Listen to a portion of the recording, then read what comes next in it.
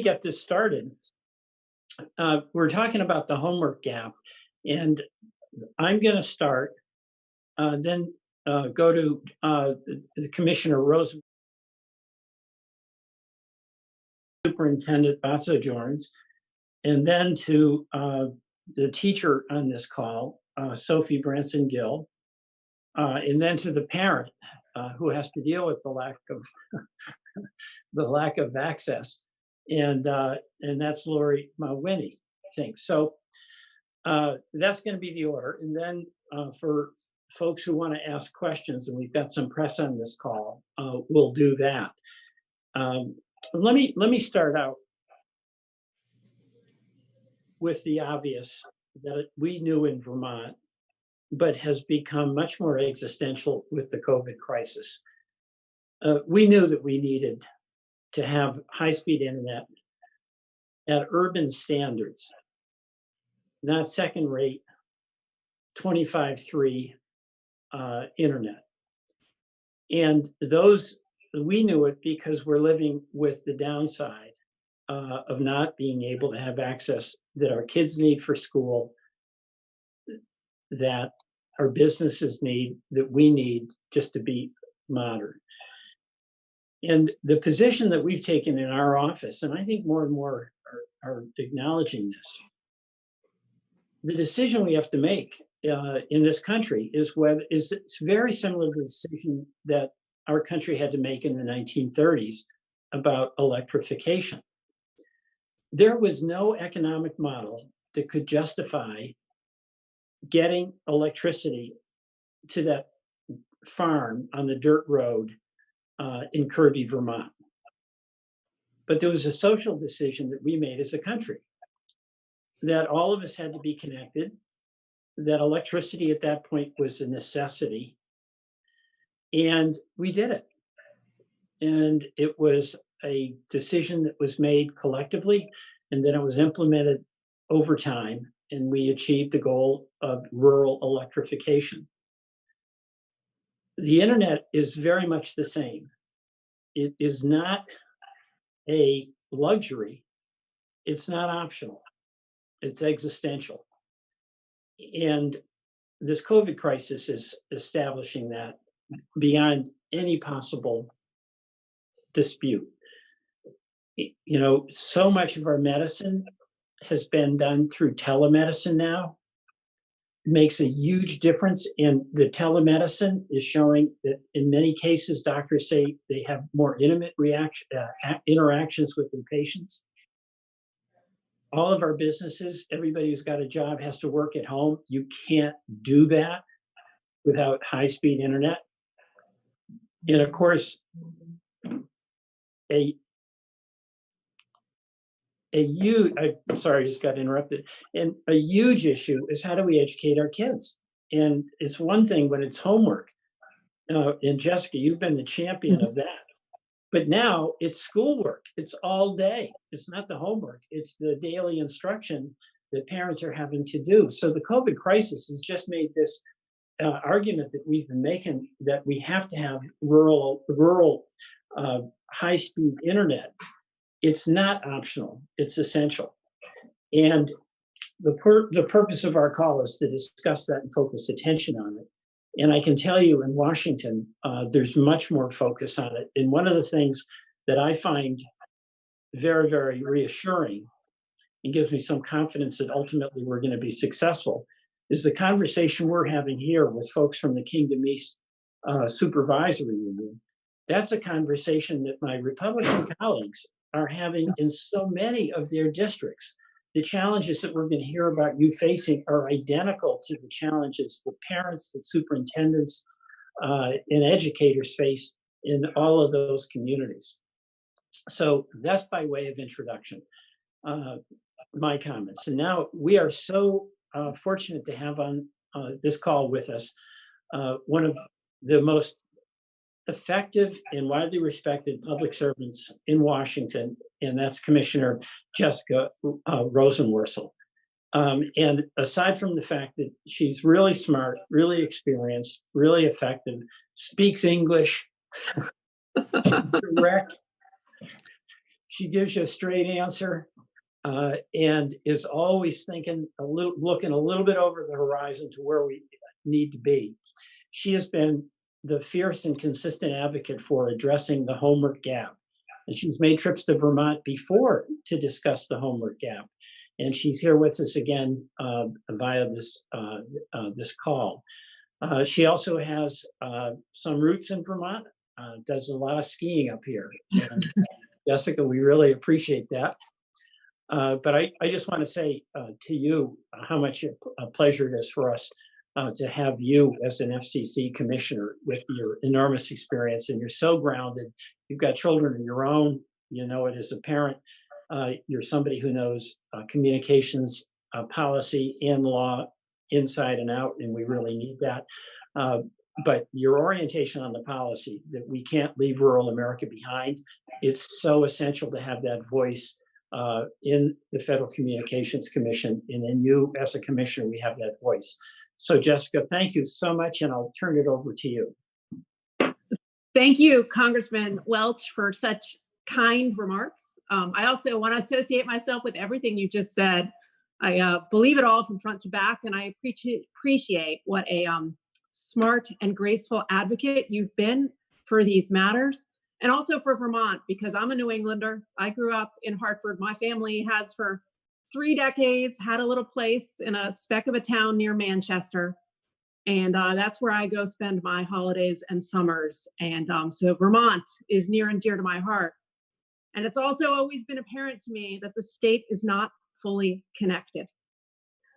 And while there's some occasional joy when I go up there on vacation of having my office not totally be able to track me down, the reality is there's no place in this country that is going to be able to thrive in the 21st century without having widespread internet access. We got to fix it. And we got to do something just as audacious as we did last century with rural electrification. And for people who aren't too wonky, the way I always try to talk about it is something simple. I talk about homework. Because when I was growing up, you just needed paper, a pencil, and my brother leaving me alone. You didn't need the internet. But today, you can't go to school without the internet. Homework requires the internet. But now all of class requires the internet. We got 50 million kids in this country out of school. We're telling them to go to school online, but so many of them, especially in rural areas, can't get there and can't make it happen. Now, schools and communities, especially in rural America, are doing some amazing things, trying to put out maps of Wi-Fi hotspots. I know the government in Vermont's done that. They're sending out school buses with Wi-Fi on them to communities that are least likely to be connected. But I just want to submit to you right now that we should be able to fix this. We should be able to solve this problem just like we did with electricity in the last century. And I definitely want to make it happen. And I want to make it happen in my New England backyard. So thank you for bringing folks together today to talk about it and how we're going to solve this. Thank you, Commissioner. Thank you very much. And now, Superintendent Batso-Jorns, your brother is Bill. Are you there? Bill is my cousin. He's my first cousin. Your cousin. Well, yeah. Wonderful person. But thank you so much for being here. And you're on the front line, Superintendent Kingdom East. You've got to contend with the enormous limitations that result from really poor coverage and what that means to your ability to educate the kids in your district. And we'd love to hear from you. Thank you very much, Representative Welch and Commissioner Rosenworcel. I appreciate you letting us speak today. And I want to start by when I was getting my doctorate degree prior to becoming a superintendent, I did a research study in Finland. And after visiting Helsinki, my daughter and I went up to above the Arctic Circle to the international reindeer races. And I wanted to buy some reindeer pelts. And we didn't have enough cash. And the guy there whips out his internet unit from his breast pocket and says, "Oh, here in Finland, it's a constitutional right to have internet access." Wow. And the FCC defines broadband as a service, not a utility. And until we change it to being a utility, places like Kingdom East, and this is our district right here, we're going to have over 2,000 people who don't have good accessibility. And we had, for instance, VTEL said that they looked at the map and they said, okay, we can do 60 hotspots with families, but it ended up we could only do 2 because we didn't have the cell towers to transmit in the hollows. And our children need to do their homework. They need to be able to be actively engaged in school, just as everybody else is. And right now, Velco has the ability, the utilities and the transmission poles and the fiber assets to do this. But our big companies, like Charter and Consolidated, it's not economically viable. So smaller companies like New England Wireless and the Cloud Alliance, they have less barriers and they can deploy. So our children who are at home doing their schoolwork can get access, and we don't have to rely, or they don't have to be stuck not able to use the internet. And we have between 40 to 90% of our children on free and reduced lunch. And my husband is a teacher, and I will see him playing Yahtzee with young children. And what will happen is one moment he'll have a child there and then they'll disappear and he won't hear from them for a few days. And I right now am not at home because I don't have reliable wireless. I was worried that I wouldn't have reliable wireless. So as we consider what needs to happen, we need the finances to run the towers so we can get these access points so that all of our children, it's really an equity issue. And in times of crisis, those who are hurt the most are the people who live in poverty. And that's why we're struggling. And we know that the education is the foundation of our democracy. And if we want to launch our children into this next generation of being leaders, we really need to be able to have them have equal access to schools. So those are my general comments, and I'll turn it over to Sophie Branson-Gill and Lori Mowini, who are amazing parents, teachers, community members, and can give more firsthand experience. So thank you. Yeah, thank you very much for that. Sophie? There we go. Everybody hear me okay? We do. And just for the other people, I understand you teach 7th grade. Yeah, so I I've written something because otherwise it will all fly out of my mind as I'm talking. Even when I was on the phone with Megan yesterday, I was like, oh, wait, I wanted to say this and then this. So I've written it down. So please excuse me if I read while we're chatting, but I just wanted to start by saying thank you for including me. I'm really excited to be a part of this conversation and also really honored to be a part of it, and to know that there's somebody looking out for our little corner of this country. And it's a pretty amazing little corner to be in. And it's finally sunny and warm, so we're happy. But I am a middle school humanities teacher. I'm also the president of our local union. I'm a mother, a wife, and a community member here in the Northeast Kingdom. And I've seen the impact of inconsistent or unavailable broadband in every part of my life. Even driving here to the grocery store, 15 minutes, cell service drops twice. So, hotspots, not the solution for us. But today I really want to talk specifically about teaching and how the lack of access to reliable and affordable broadband is impacting our school community. So what I love about our schools in Kingdom East is the fact that they create the opportunity to level the playing field for our students, for our families and kids. They walk through the doors of our buildings and they have opportunities. They don't just come to class, they have access to books, technology, art, music, athletics, after-school programs, counseling, nursing, healthy food, and adults who care. They might say a little too much sometimes, but we do. Our school is not just a place they go to learn and take tests to show how good they are at taking tests. It's where they go to create connections, to try new things, to get pushed by their teachers, to reach higher, and then turn around and push us right back to do the same thing. It doesn't matter what's going on outside of those doors for those 8 hours. We offer opportunities, which in turn creates equity. But it's more than just equity for us. It's really about 4 things for me personally. It's, yes, creating access to opportunities to advance equity, but also creating engaging and authentic learning for our students to tackle hard topics and face hard history. It's about building a community within our school, our town, our state, and our nation. And finally, it's about progress in all its varied forms. And this is where the technology comes in, especially now when our doors are shut and our buildings are closed to our kids. Our school is progressive, Burketown School, where I teach, as we are moving towards project-based learning, creating opportunities for kids to dive into a topic of high interest, direct their own learning, research, create connections with mentors, and present their final products to meaningful audiences. Teachers act as guides in this process. We ask questions, provide resources, point kids in the right direction, and give timely and relevant feedback when they need it most. But how can we do this now without face-to-face interactions? Simply put, we can't if even a fraction of our students can't access broadband internet. In a classroom, I wouldn't say 15% of the kids don't get to participate today, but that's essentially what we're saying to kids and families right now. So in a district where, like Jen said, we range from 40 to 80 higher percent of low income families, how can we accept a parent paying any amount in data overage fees because they have to use their cell phones to access learning materials? Or how can we accept families?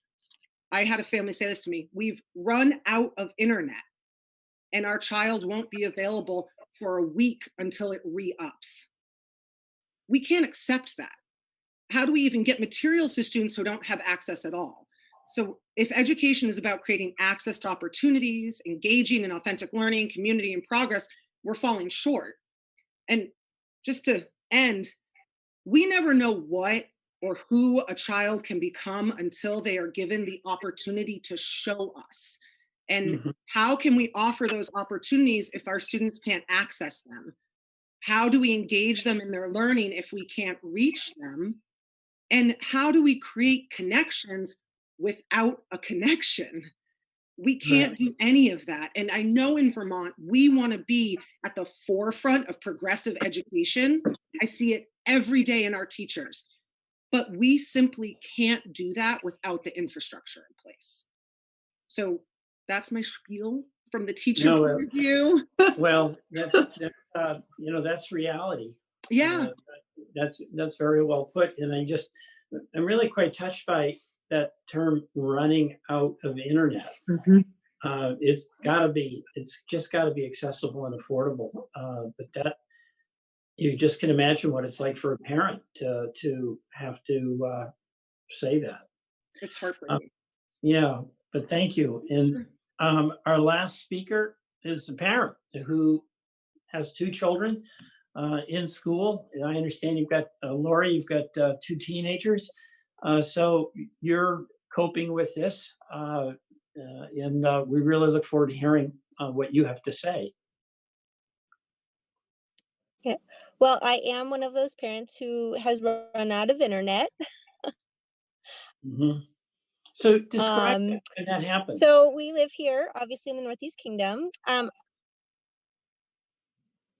Well, our internet is technically billed as unlimited, but once we Right. use the data that But we paid for, it throttles. can I interrupt for just a second? My understanding is that you're in your car Sure. outside of school because it's the only place you could get coverage. I am. All right. I think that's Yep, important for, outside the school or in town. go ahead. Places that but at home the video chat it is way too slow. So I actually work at the school, which is partly why I end up here. It's a comfortable place for me. I know where it is, and I've actually a little bit here and there delivery that we've been doing. Our about meals a day, right? And I've been helping coordinating that in the bus delivery stuff. While I'm here, thankfully, I have big kids that I can leave at home to work on their schoolwork.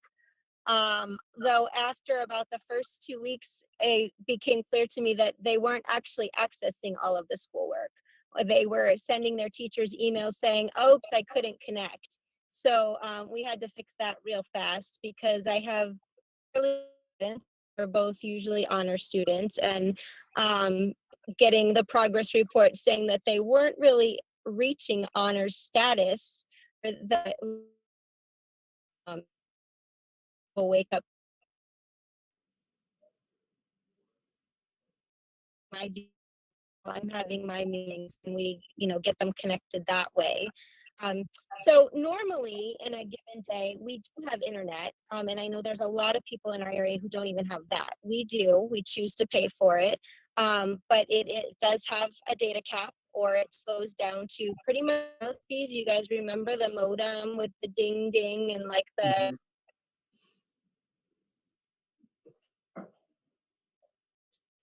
we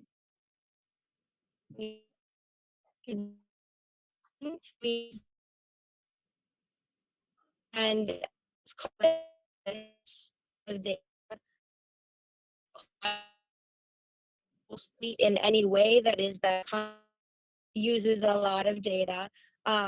We actually, as I said, we were out of data. The first 3 days of the school closure, we had run our, thankfully, our provider is prioritizing right now activities that it deems as a business. So I'm able to get a little bit usually. Before the school closures, my husband works, I work, my kids are both at school. So we had pretty good access to fast internet when we needed it for most things. And we were able to download things at those locations and then bring them home with us. But that was when we could go in the building and we could sit and be comfortable at the library, or we could go to the local coffee shop. When it was still snowing and cold and the only place to be was if you could sit in your car outside of some place, that was not great. And now it's actually kind of toasty. So I'm ready for buildings to be open again. I'll say that. We did recently some of our cell phone plans, but we do not have hotspot availability. We'd have to pay more to do that. As Megan found out when she tried to contact me yesterday, I was at home and the call did not stay connected the entire time. We had, are you there? Oh wait, I'm back. Hi.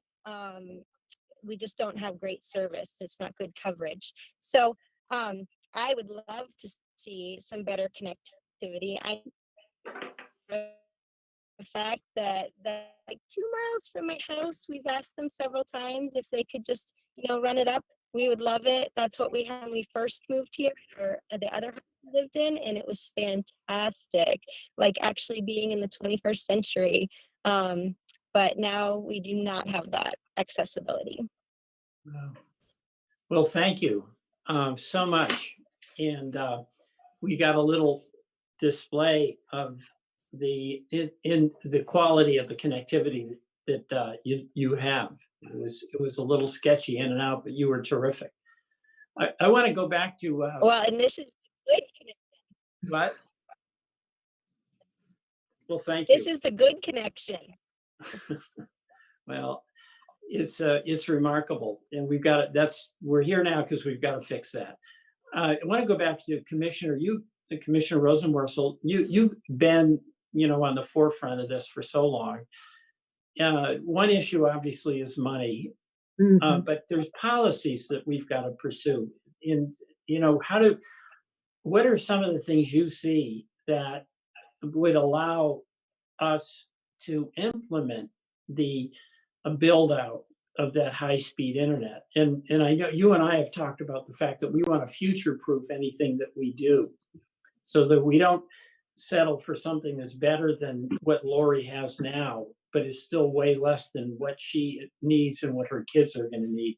So could you just talk a bit about some of the things you've been wrestling with as a commissioner? Yeah, absolutely. First of all, thank you so much. Hearing from a superintendent, the kind of teacher I want my kids to have, and a parent who's wrestling with this in a parking lot. It brings it so close to home. And it reminds us we just have so much work to do. Now, when it comes to the FCC, I think we really have to start with something very simple.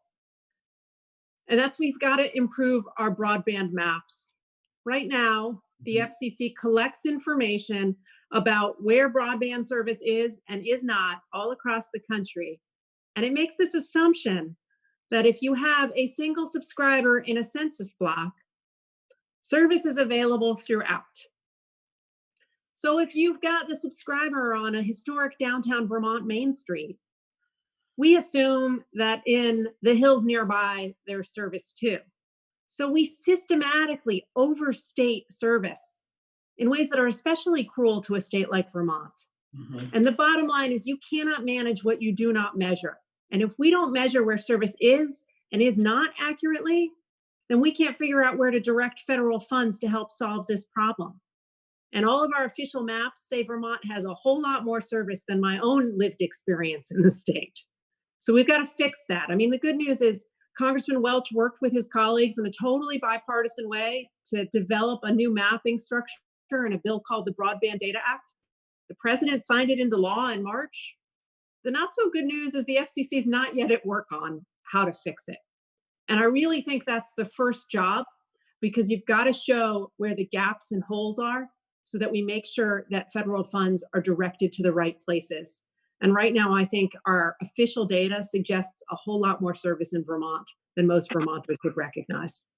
You're totally right on that. Our public service department, I talked about this at a couple of hearings, you may remember, but they sent a person out in a car to actually do real world measurements and compare it to what the map said. And we were living in Washington in this la la land because all the maps said everything was great. We had 5G. And as I mentioned, a lot of these places where we supposedly had that, we had no G. So my hope is that you're successful in the commission. There's politics on the commission just like everywhere else. But again, this is so urgent that we've seen this with what's happened with COVID. So my hope is we'll be able to accelerate this. I want to go back to Superintendent Batsojorns. Do you, just on the basis of what you've been hearing, do you have any questions or comments you'd like to make? I do. I'm curious about the intersection between a utility and a business, because my understanding is Velco has all the utility transmission poles, fiber assets that can be used, but Charter and Consolidated in our region, they won't hook up because it's not profitable for them. So I'm just curious about the business aspect of it versus making it a right, just like Sophie was saying about our education is a right and everyone has access to it. Right. You know, Commissioner, could you address that? Because, I mean, I've heard that question a lot. There's lines and poles and things. So you've got a smaller local company like I'm on, where I live, we're on this entity called EC Fiber, which is a nonprofit. And they have been extremely successful wiring these very rural communities. I'm on an 8-mile dirt road and everybody has really good internet here. And it's a model, and this is what the superintendent, I think, is talking about, is community-based. And they don't have the same shareholder obligations that a big provider has. Are there impediments that we could address in Washington that would make us get to that model that the superintendent is talking about? Yeah, there's a few things here. First, we've got to lower the cost to access to poles because that's infrastructure that's already in the ground, and making sure more entities can access it is important. But there's something very fundamental that you said just now and at the outset. We've got places in this country, and rural Vermont's one of them, where the business case for deployment is simply not as strong as more urban communities. And in the last few years of this administration, so much of the focus on extending the reach of broadband has been on, well, if we deregulate things a little more, we'll make it go further. If we roll back the rules a little bit more, we'll extend the reach of the networks. But I think we've got to start recognizing there are some communities in this country where making it profitable from the start is very difficult. So again, let's figure out where they are and let's borrow that model we used in the 1930s with rural electrification, where we figured out how to have cooperatives and public and private partnerships to come together to bring electricity to the parts of our country where the economics were hard. We've got to borrow that model and use it again. Now, in about half of our states, there are prohibitions on municipal broadband efforts and those kind of public-private partnerships I'm talking about. State legislatures have prevented them from taking place. It's my hope that if there's a subsequent bill with broadband build-out funds, that we prioritize the states that are willing to take a try and test out that proposition once again in the broadband age, because I think it will yield more quickly for rural areas. And all it's doing is borrowing a model that's really American. When our forebears couldn't get a bridge or a road or a barn built, they came together as a community to make it happen. To me, this is no different. And there's something fundamentally American about communities trying to come together and do it themselves. And I want to make sure that fewer states prohibit that going forward, because I think it's holding back rural America. Wow, I totally agree with that. And that's what I think the superintendent is talking about. She just sees that if it's a right, are we going to have models that allow us to deliver that service that is a necessity? And I have nightmares thinking about so many of those hearings that you and I were in, where it was this magic that if you just deregulated everything, that would be wonderful. Like fairy dust, Yeah, but the economics are different for Boston and New York City than they are for Kirby and Concord and Kingdom East. Who else would like to make a comment or ask a question? Sophie or Lori, do you want to add anything? I just wanted to add one thing that we haven't really touched on yet, which is the impact on mental health and social emotional connections and stability with a lot of our kids who, on a daily basis in a classroom or in school, I can see their face I can interact, I can read them and see how they're doing and say, how are you today? Mhm. Do you need someone? Do you need to talk? Do you need to check in? And those are some of our kids who don't have access. And that kind of emotional well-being, that ability to check in and touch base with a kid or a family, that's one of the things that actually keeps me up at night, is worrying Mhm. about those kids and how we reach them. And even just less than a mile up the road from me, there's no internet, and I know there's a kid there who I need to talk to and I want to talk to, but I can't get them. So you're saying that really tends to reinforce a sense of isolation and separation? In a way, Congressman, that I can't even express. Kids checking in who now are just lonely or worried or unsure or stressed, anxious, Mhm. and their usual support systems are gone. Wow, it's And amazing. it's just I think that's really important. The academics are very important and the opportunities are very important, but that social emotional well-being is Yeah. as Well, I mean, all kids need some confidence, right? I mean, in order to then be able to learn. I mean, that's pretty uh, powerful what you're saying. Um, Lori, you still there in your car in your car I outside school? You want to add anything? Um, I know I'm here technically as the parent, but also as the person who works at the school, jumping on that. One of the big concerns that we've had going through this is that connectivity for students who have special needs Mm, educationally, that are receiving services through the school. And some of those kids we do not have either good contact or sometimes any contact with in this. Um, I'm fortunate that I have bigger kids. I know many of my colleagues who are teaching or working at school and also have their kiddos at home are mhm, trying to juggle a lot of that. I know that we have students at home who have multiple students and one computer. So even if they do have some internet, having connectivity to that and making a schedule for accessing is very difficult. So there's a lot of hurdles to this, but getting that main connectivity is kind of the first one, I think.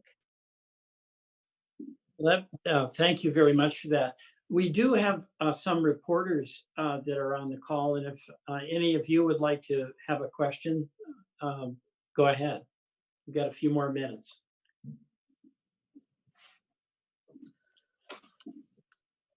Hi, Can you guys hear Peter. me? It's Amy Nitz. Yeah. Oh, we go can- ahead. Sorry, Amy. John Dillon, Vermont Okay. Public Radio. Just a question for Jessica. What is, in the current climate, the current makeup of the FCC, what's the likelihood of really universal broadband taking hold as a national policy? Not even on the scale of Finland as a constitutional right, but Right. just putting it front and center. Yeah, that's a really good question. And I'm going to tell you why I'm cautiously optimistic. Because before this crisis, I think a lot of people in Washington thought broadband was nice to have. But now, in this pandemic, it's become apparent it's need to have. School has migrated online, work has migrated online, healthcare has migrated online, business opportunities now require you're online.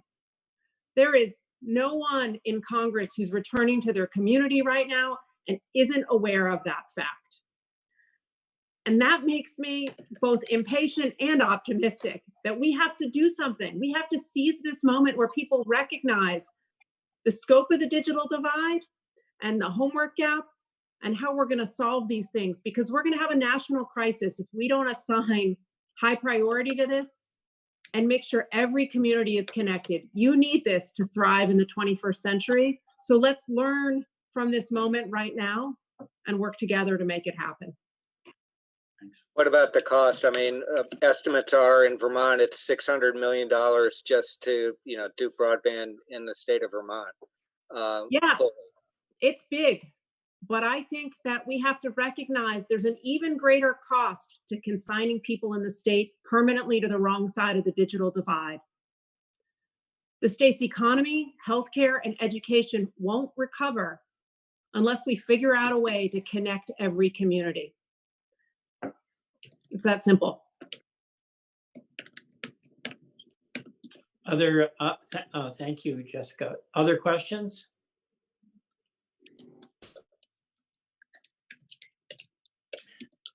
Anybody like to just say a few parting words? Superintendent? I think Amy Nixon from the Caledonian had a question. Do you, Amy?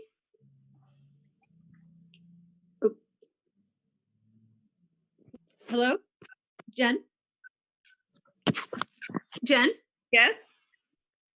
Yes, hi. Can you tell me how many students in Kingdom East really don't have access? How many kids? You showed the map with over 2,000 households. How many of your students are struggling?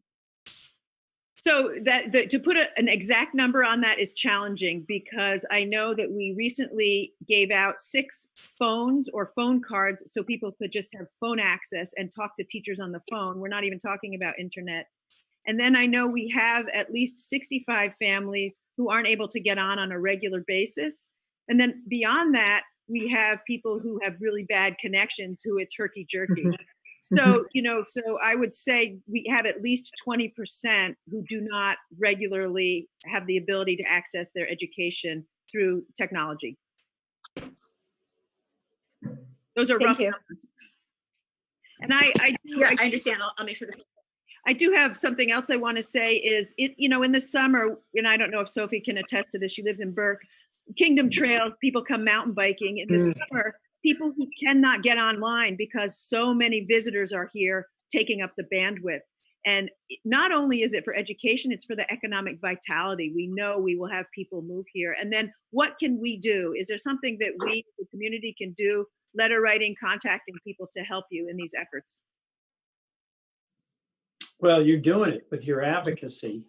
You really are. And I have, what Commissioner Rosenworcel said, I have some optimism, and your other word was impatience. It's the same. But it's interesting. I'll just give an example. In the Energy and Commerce Committee, I'm on the telecom subcommittee. There's a couple of Republicans on there that are on a bill with us that would take spectrum and allow it to be sold to raise billions of dollars. And they're fiercely committed to having that money go into broadband build out, as opposed to have it go to these satellite companies that are wanting to take it. So there's an aggression about getting that funding that would be deployed to get broadband out on the Republican side, not just on the Democratic side. And that's in the relevant committee, the Communications and Technology Committee. But I also do think, it's been, for me, talking to so many folks that are doctors, a lot of the hospital providers, they are visiting nurses. They are so thrilled finally that they can get reimbursed for telehealth. That was something that we did on an emergency basis. And they're talking about how much it helps their patients and helps them. And then, of course, everybody's working from home. You can't do it. I mean, I'm working from home. I couldn't do it if we didn't have EC fiber with this high-speed internet. And of course, you guys are teaching, parents are all teaching from home. So all those things that each of you has experienced and we've all mentioned, that's a powerful force. What we have to make certain of is that we just don't get left behind. And the unity of rural America can include red and blue states on this issue. So Commissioner Rosenworcel, you're the farthest away, but no farther than any of us in the ether. And I just want to allow you an opportunity to sum up your thoughts. You're going to be continue to be a major player in our country on this issue, and it's just so reassuring to us to know how committed you are and how longstanding that commitment has been. And I'd like to give you the opportunity to make some parting comments. Sure. Well, thank you. And yeah, no, I've been a standing crank on this issue, but I think that this crisis is really demonstrating how important it is. I do want to respond just to what the superintendent said, because there is some near-term effort right now. There's a program called E-Rate. It's been around since 1996. And in 1996, I had an AOL account and I was proud of it. It was a long time ago, right? We called the internet the information superhighway. But in 1996, Congress saw that it was important to support our nation's schools and libraries with internet access. It was key for education. And now, of course, education is no longer happening in the classroom. So there is a movement that was included in the HEROES Act that the House voted on last week. And there's a comparable bill in the Senate side to make sure that that E-Rate program, which has supported internet connections to schools since the 90s, can now help support more internet connections to students at home. Now, in locations where you don't have the infrastructure, I'm going to acknowledge that's hard. But what I see in that legislation is a recognition that every student needs to be connected to have a fair shot at digital age success. And I'm hopeful that that kind of legislation that updates the E-Rate program is the start of a bigger effort to make sure that no child's left offline and that we connect every community everywhere. Well, thank you so very much. I really appreciate it. Commissioner Rosenworcel, Superintendent, thank you. And Sophie and Lori, really, really appreciate it. This is very helpful. There's work to be done. And Jessica and I will be in Washington doing everything we can. And each of you will be here in Vermont. And by the way, in Vermont, we got about over $1 billion in the CARES Act, and we're hoping for more, and there's some flexibility.